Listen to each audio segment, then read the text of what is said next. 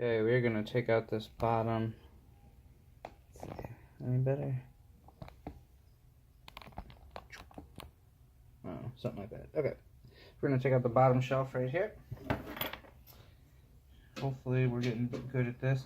I'm really struggling with this shelf because it's a, is it 5 or 7? I think it's a 7-inch depth on the shelf itself. But yeah, like I said, it doesn't fit, and so now I don't even know if you want to put it in and include it at the bottom or not. Because what I like about it is I can slip the modem right by it, so you know it does hold my modem just fine. So it probably would hold your modem just fine in the beginning.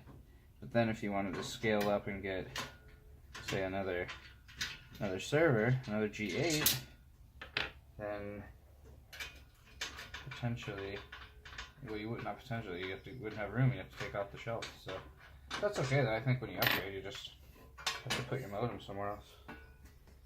So it's a little dusty. Whatever, right?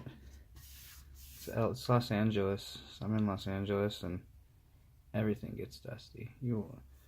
Like a day later, I've seen artists do like murals with the smog that's out here.